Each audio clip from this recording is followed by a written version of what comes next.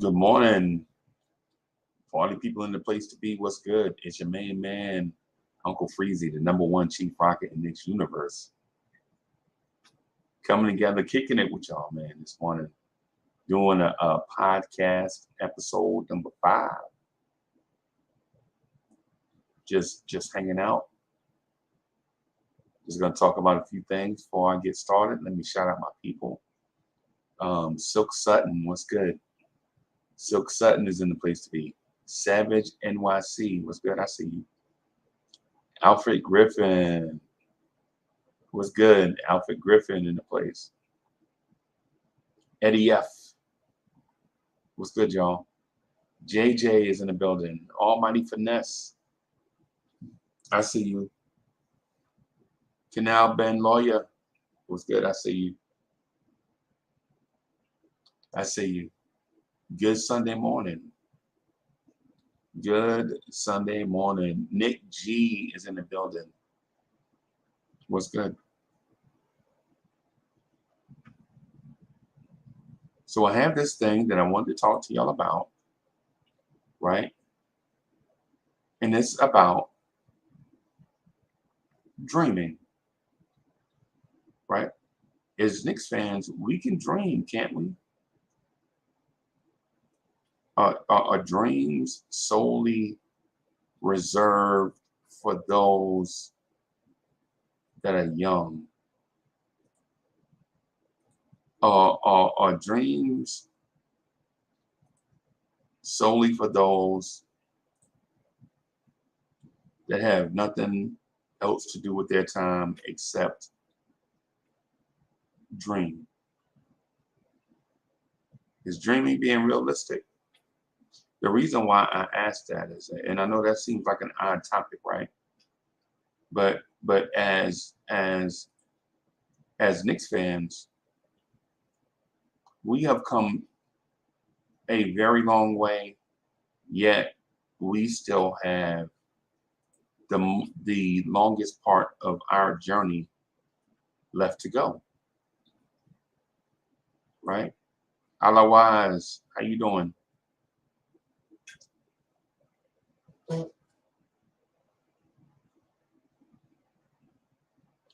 Can Knicks fans dream?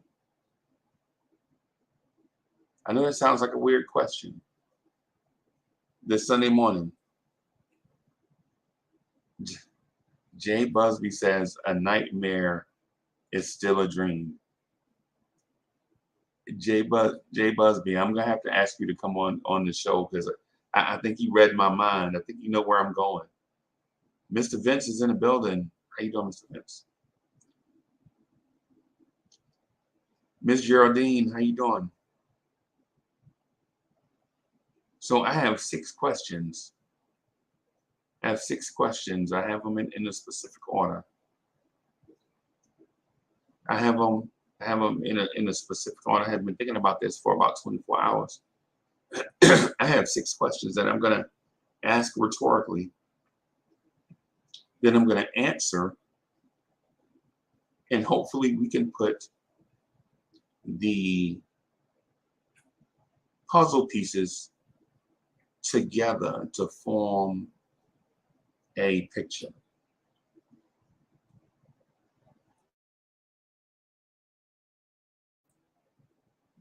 So I have a few questions. I'm going to ask them rhetorically. And then hopefully, we can come up with some type of resolution. And maybe dreaming won't be the resolution that to this craziness that's called Knicks fandom, right? So let's begin. So first of all, let me begin with this. So my name is Uncle Freezy. I've been a hardcore Knicks fan since about 1975-ish, 1976. But I rooted for the Knicks probably since about 73-ish, 74-ish, somewhere in that neighborhood.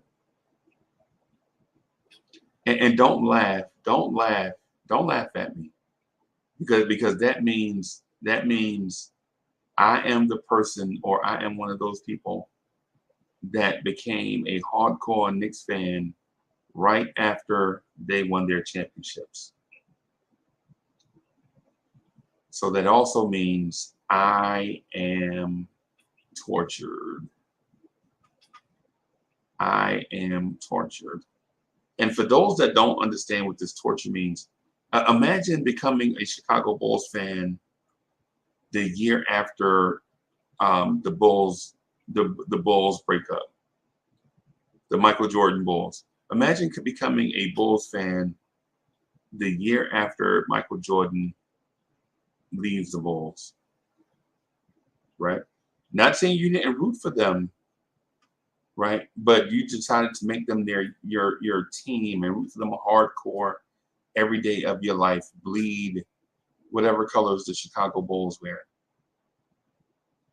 The year after Michael Jordan retires, thinking that winning championships is easy.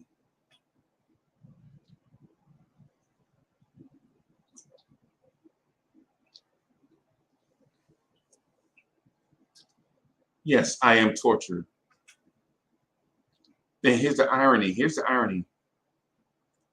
I also became a Mets fan after that, around that same era, right? So the Mets won a championship in '69. The Knicks won a championship in '69-70. The Mets go to the World Series in '73 against the Oakland A's. The Knicks won a championship in '73. And so I'm so young, I don't know that winning championships is hard. I don't know it at that time. I don't know it at the time that winning championships is hard. I think it's easy because I see the teams that I root for. Mind you, I rooted for them, but they were not my team's team. I didn't have a team. I was a kid. I was too little. I was too little to understand this whole team concept and how difficult it was to win World Series and NBA championships. I was too small, too little. I was a kid. I was a baby, basically. So when I get old enough to talk about it, like, yo, those are my teams. This is about 74, 75, 76, somewhere in that neighborhood. I go all in on rooting for the Mets and the Knicks, thinking the Knicks just won a championship. This should be easy. We should get right back there. We have the same players.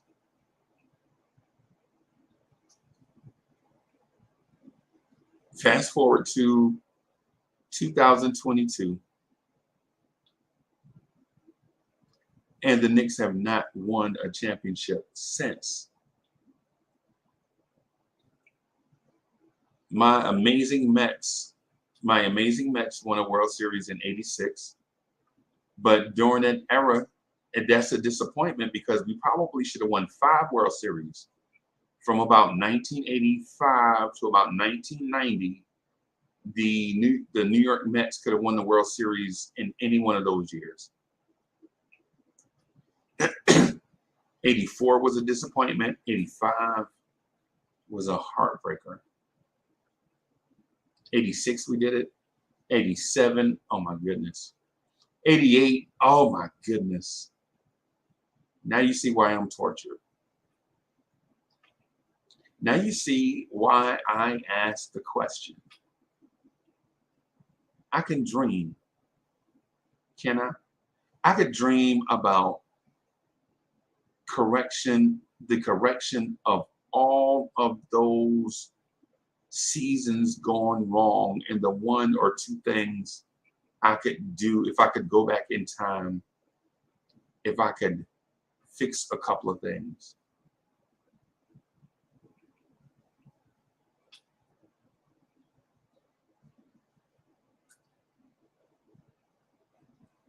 I can dream, right? I can turn my life into that TV show, Quantum Leap. Anybody remember the show Quantum Leap, where you could go back in time and fix a certain thing to get the outcome that you desire? Quantum Leap.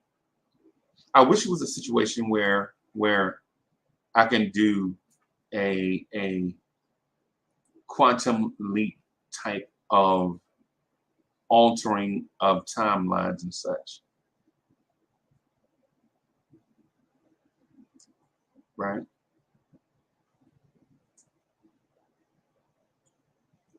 Right.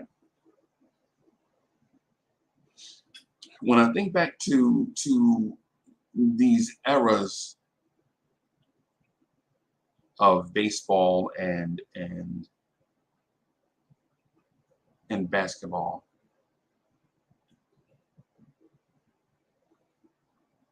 I think about all the little things that go wrong for the Knicks over the years. I'm thinking, man, if I could go back in time, would I change any of this stuff? Absolutely. Absolutely.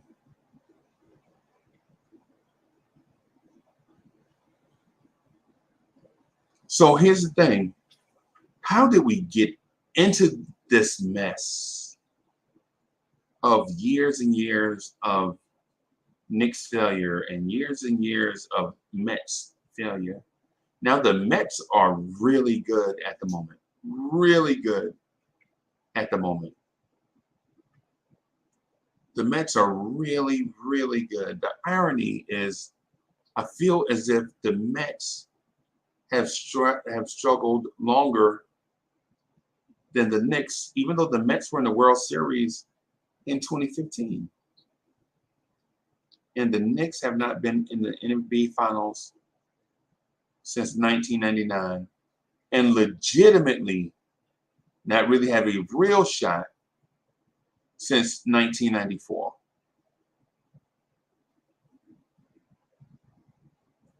In 99, we got there. We were the hot team in the East. A lot of things went our way. We capitalized on a lot of stuff, but the Spurs were just a better team from the jump. You knew it. Anybody that thought we had a fighting chance against the Spurs, and with Pat Ewing hurt, no point guard, you knew we didn't have a fighting chance. We were scrappy. We felt like we could, if we get there, anything could happen. The Spurs were just better than us. Let's just be realistic. But how did we get into this mess?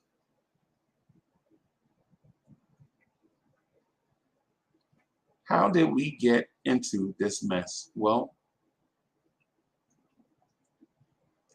we got into this mess by eating out every day for every meal and not cooking at home.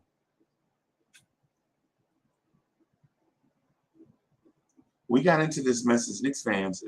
We got into this mess by eating out every day and not cooking at home. Anybody understand what I'm saying?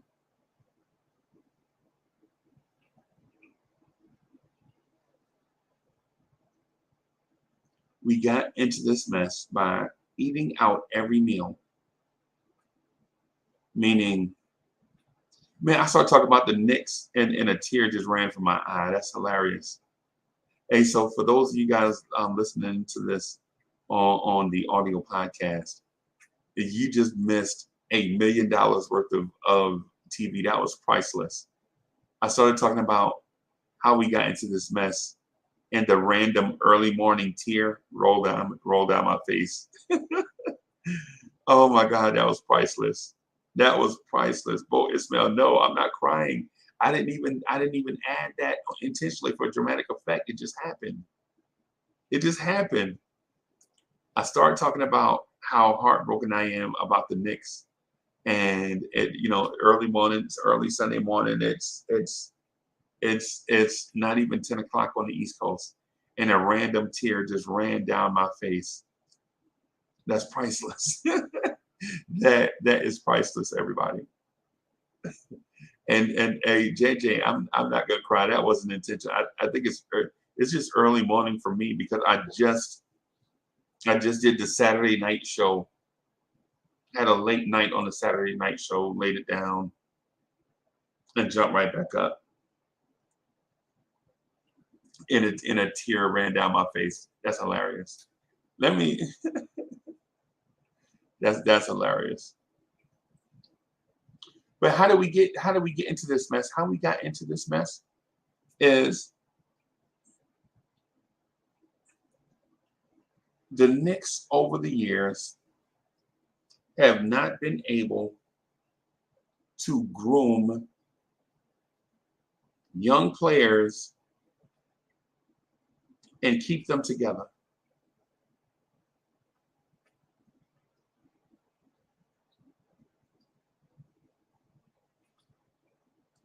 And Delano still says, this is what it sounds like when fans cry. Touche, DSJ. And this is what it sounds like when fans cry. Well, here's the thing. The Knicks and the Mets have both gotten into this thing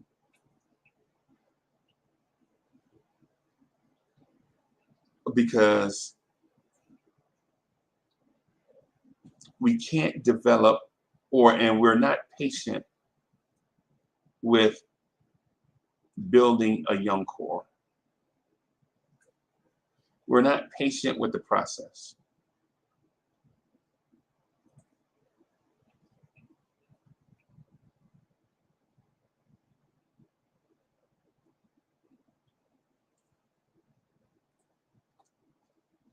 We're not patient with franchise building.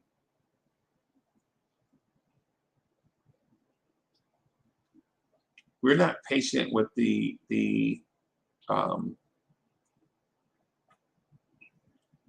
part of building a franchise. We're not patient with the ugly part.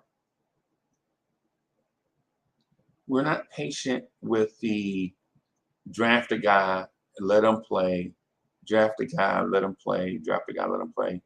We feel like you can be both at the same time. And what I didn't understand until recently is you can't be both. You can't say draft in today's NBA, you can't draft kids and put them at the end of the bench and let random journeyman talent try to take you to a championship. For instance, you can't try to win a championship with Alec Burks. I like Alec Burks as a person. He's a stand-up guy, right? And I know we knock Alec Burks a lot. Around these parts, we knock Alec Burks. But Alec Burks is a professional basketball player. He's played for a bunch of different teams. So he's not going to come to New York and be the savior. He's a professional basketball player. Everywhere he goes, he's going to be the consummate professional. He's going to listen to his coaches, do what teams tell him to do, play his role, and thrive in it. The same thing for Reggie Bullock's. The same thing for Elfrid Payton's. The same thing for Nerlens Noel's. These guys have NBA talent. They could stay in the league, but they are not going to turn around their franchise. And if you expected that, then your expectations are misguided.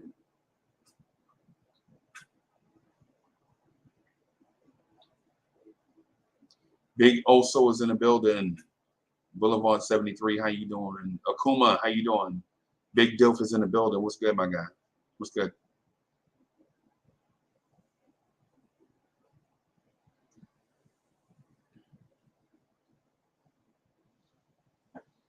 So how did we get here? How we got here is by playing, professional basketball players instead of building a young core and developing them and taking the lumps along the way, understanding that during a demo, a demolition, a renovation,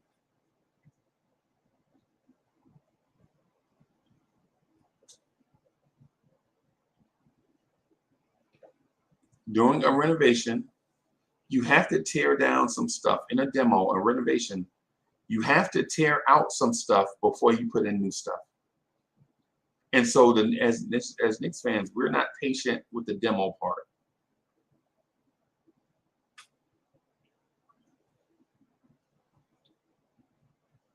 We're not patient with the renovation part.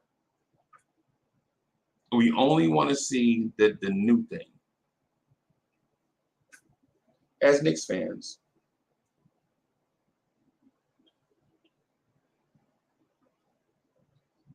and now I feel like this Sunday morning, now I feel like I may be ready for the demolition part. You know how people will say, keep on, you'll learn. Okay, I give up. I'm at that point. You know how when somebody's trying to teach you something and you don't want to hear it, and so you're like, no, and then it comes a point where you're like, oh, okay, all right, I'm ready. I'm ready. I learned. I'm at that point. What got us into this mess is we've not embraced the ugly part of the renovation. The tearing this thing down to the studs and rebuilding from scratch part, we don't embrace that. It's New York. If you can win here, you can win anywhere. It's New York. One championship here is like 10 championships in other places. It's New York. You got to have a New York state of mind. I'm willing to get out of all of that. I'm willing to throw all that stuff away now and just get on humble pie. Just get on humble pie and just do it like everybody else.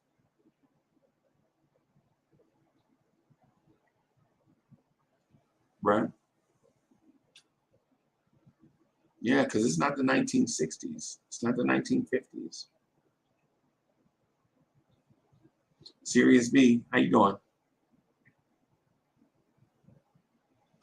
How did we get into this mess? We didn't build with a proper foundation, is basically what I'm alluding to. How did we get here? We didn't build a proper foundation. We don't have superstar foundation pieces.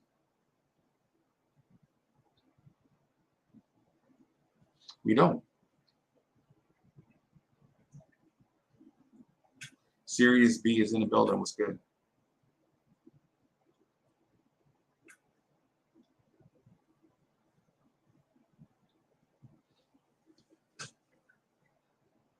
So we don't build with proper foundational pieces. Right now, I think RJ Barrett is the only young player foundational piece I can trust.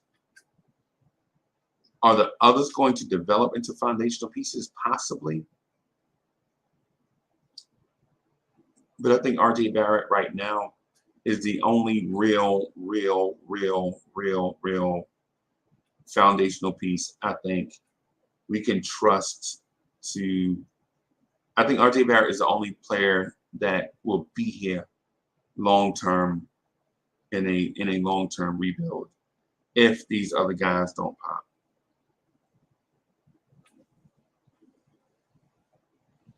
Right?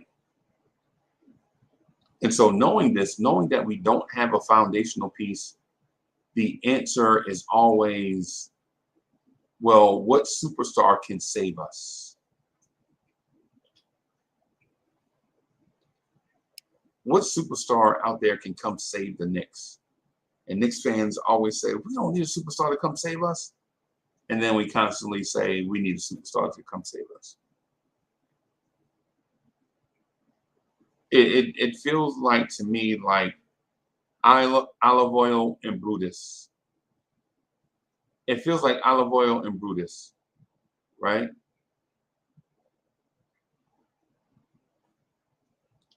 Olive oil spends a lot of her time in Brutus's face, right? You watch Popeye, olive oil seems like she's always talking to Brutus, right?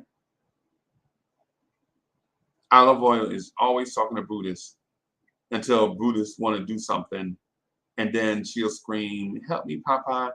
And then Popeye will go get beat up, eat some spinach, beat up Brutus, save olive oil, so that olive oil can go back to talking to Brutus again.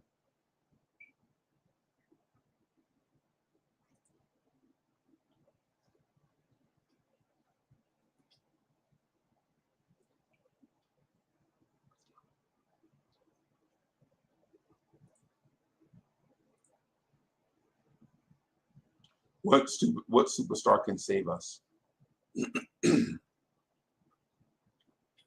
honestly, y'all, I don't know if there is a superstar out there that can save us. In my opinion, I wouldn't look for him. To give you an example, I like Donovan Mitchell and I want him to be here, right? I do want to do the Donovan Mitchell trade, right? But it's not because of what you think.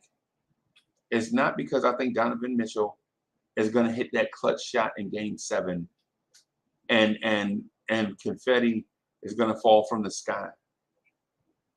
Ironically, I want Donovan Mitchell here for a sense of accomplishment. And I know that's the wrong reason. I know that's the wrong reason. I'm not telling you that my reasoning is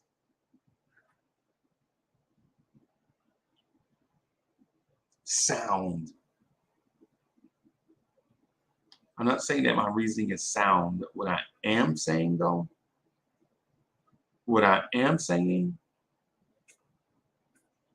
is I want Donovan Mitchell here for a sense of accomplishment.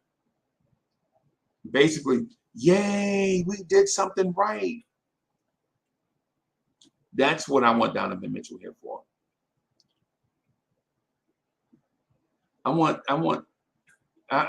want to be, I don't want the Knicks to continue to be Wile E. Coyote. The Acme truck is always bringing stuff. The plan is the best laid out plan you ever saw in your life until it's time to execute, and Roadrunner makes Wile E. Coyote looks like a doofus.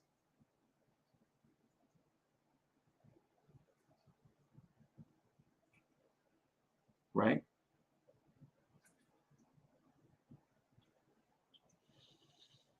Why do I want Donovan Mitchell? I want Donovan Mitchell because of a sense of accomplishment. Yay, we did something right.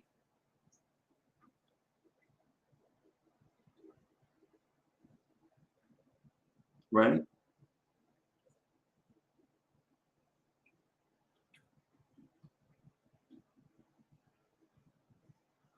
That's why I want Donovan Mitchell. So why I'm satisfied with Jalen Brunson. Yay, we got us a free agent. But I know in my heart of hearts, I know Donovan Mitchell and Jalen Brunson is not the backcourt that's going to lead us to a championship, right? I know that.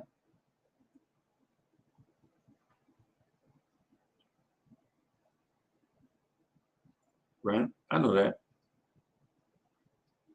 But here's the thing. If the Knicks had drafted young players that popped, none of us would be talking about Donovan Mitchell or Jalen Brunson.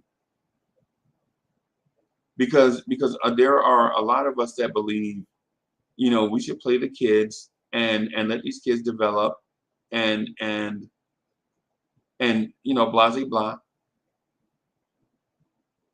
But what I say to that though is for those that like the young core theory, what superstar have the Knicks drafted ever outside of Pat Ewing? Pat Ewing is 2 generations ago. Pat Ewing was drafted number 1 2 generations ago.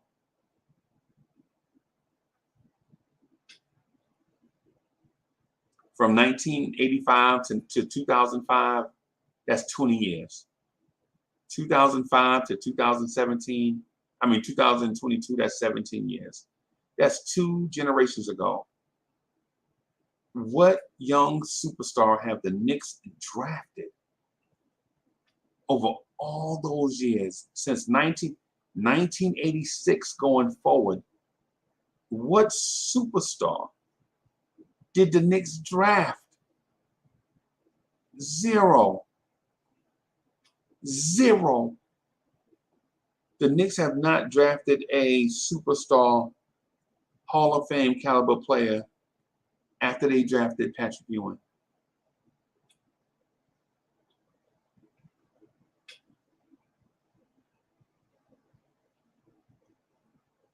So that's why a lot of us, a lot of us are impatient because it's swing and miss, swing and miss, swing and miss. Since 1986, it's been swing and miss, swing and miss, swing and miss. Some of 1986, that's the year some of us came out of school, right? That's about the time that some of us came out of school, right?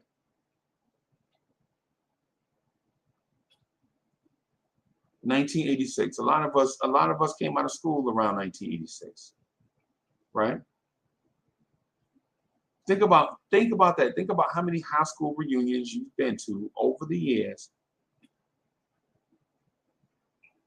and the Knicks didn't draft a star, right?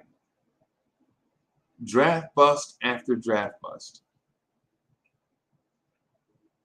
Vanilla player after vanilla player. Good player after good player, but not great.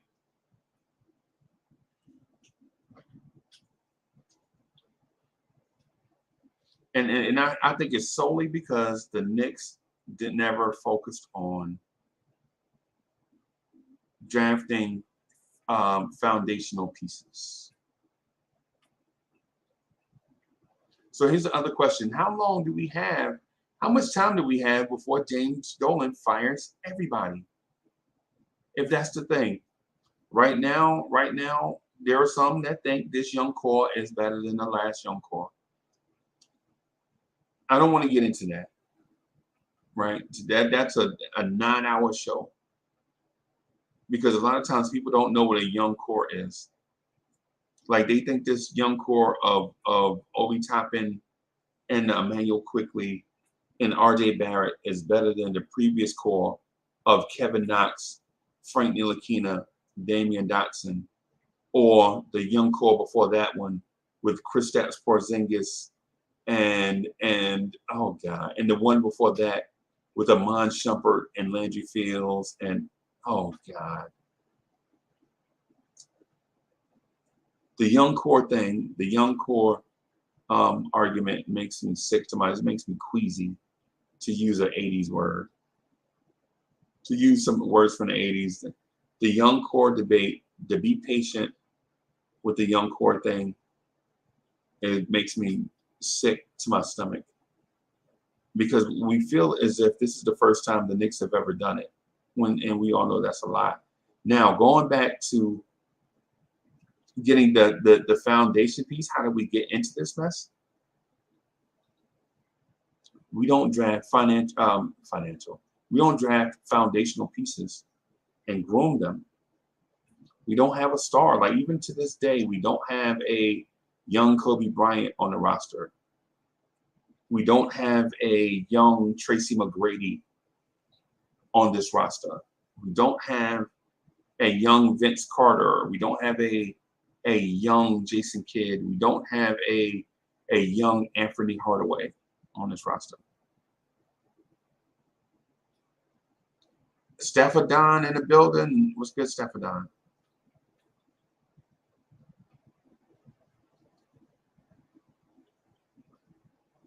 So how much time do we have before James Dolan comes in and wipes the slate clean again and resets the clock? Because what's going to happen on this path, and we know it because the thing is like Groundhog Day. But I can dream, right? I can dream.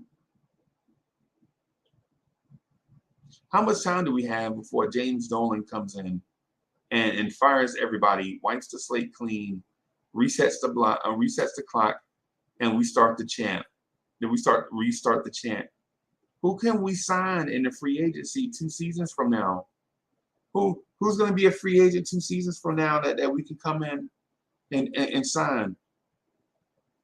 All we have to do is clear cap space for free agent X to come here in 2 years. And that free agent, 1, never comes. 2, that strategy never works. 3, the kids are always sacrificed in that. So we're constantly resetting the clock.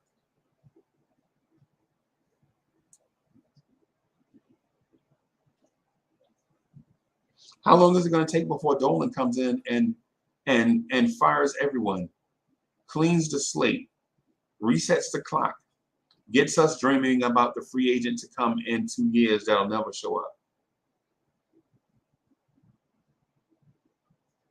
Right? Y'all know this. Y'all been through this with me. Y'all been through this with me before. Y'all understand where I'm going. Ultimately, the smart move, and I love Donovan Mitchell. I want Donovan Mitchell here. And yes, I'm conflicted. So it sounds like I'm saying both at the same time. I am, but not really. So when I say I want Donovan Mitchell here, yes, I want Donovan Mitchell, not because I think Donovan Mitchell is going to lead us to 3 or 4 championships, but I want Donovan Mitchell here for a sense of accomplishment. Set out to do something and achieve it.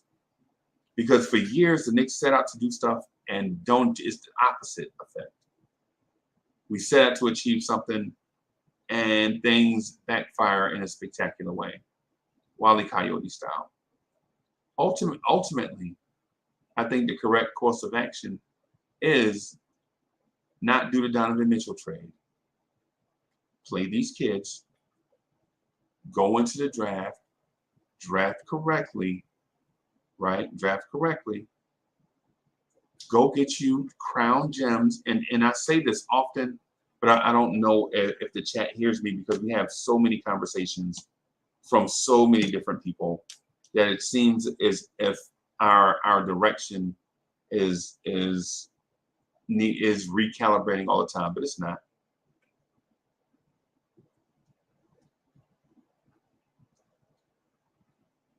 My thought on it is burn it to the ground. Go get 2 or 3 crown gems. Go get me a Kobe Bryant, a Grant Hill, and a Chris Webber in my young core. Go get me a Chris Webber, Grant Hill, Kobe Bryant, and I feel like we can compete for the next 10 years. And I know what you're saying. If it was that easy, Uncle Freezy, anybody would do it. No, that's a overstated, overused, tired analogy. Because even when things are easy for you, doesn't make it easy for others. Just because something's easy for you doesn't mean it's easy for other people to do.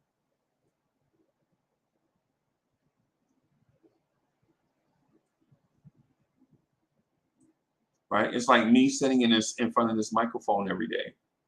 You know what I'm saying? People think it's easy. And then when they get here and they try to do it, it's not as easy as it looks. right? It's one of them things. From your main man, the number one Chief Rock, Uncle Freezy. So we have these same cycle of questions, right? What superstar can save us? How much time do we have before James Dolan fires everybody? Who can we sign in the summer of free agency 2 seasons from now? When are we firing the coach? Is our first round pick a star? These are the questions that we face all the time, the questions that we ask ourselves all the time.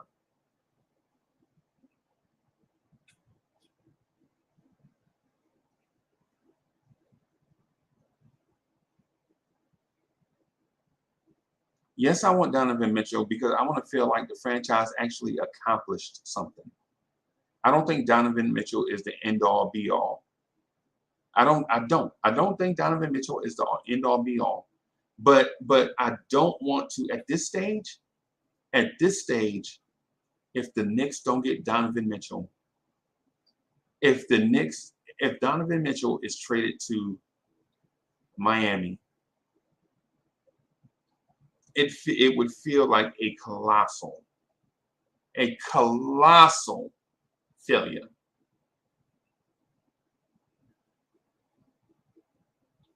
It'll feel like a colossal failure. Whereas if they never pursued Donovan Mitchell in the first place and just played these kids and we went out and lost, but we were developing, we would all have a different perspective of this. Play these kids. Play these kids. I can dream, right? I can dream about the Knicks having a young core of Kobe Bryant, Grant Hill, Chris Webber. I could dream, right? There's no governance on dreaming, right? There's no governance on the ant that wanted to move the rubber tree plant, right? Oops, there goes another rubber tree plant. When you tell an ant he can't move a plant, oops, there goes another rubber tree plant, right?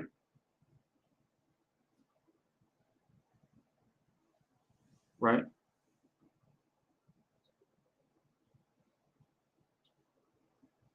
Big Diff says yes, because Kobe is dead.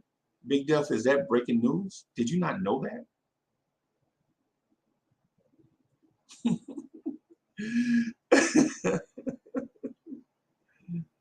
I did. I know it. May Kobe rest in peace. So yeah, so for those listening on the audio platform, the chat is joking with me about the players that I chose. Y'all know I'm talking about the player archetype and not the individual player. So yeah, man. Yeah, man.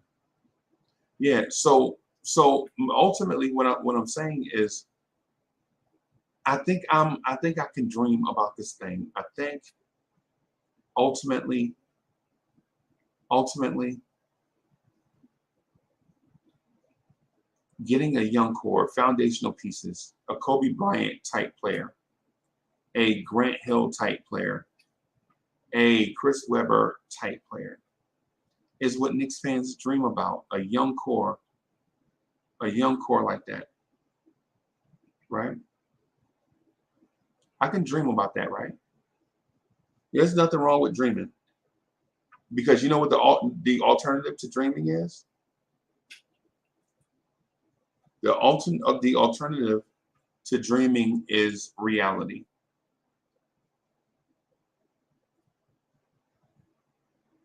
And this Knicks fan thing has been real something.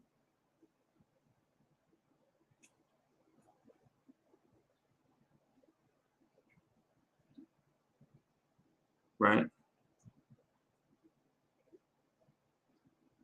Right? What I'm saying is this. In 50 years of fandom, but they're about like 45 years of fandom, whatever. In about 45 years of fandom, man, all I'm asking for, all I'm asking for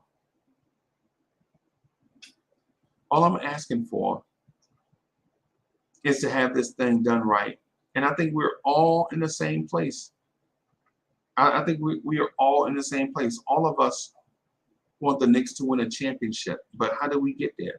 The way we've done it over the last few years has definitely not been the right course of action. It's not.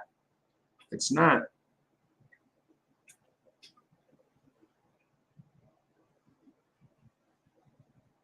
It hasn't been. And we see the results of bad work. But we can dream, right?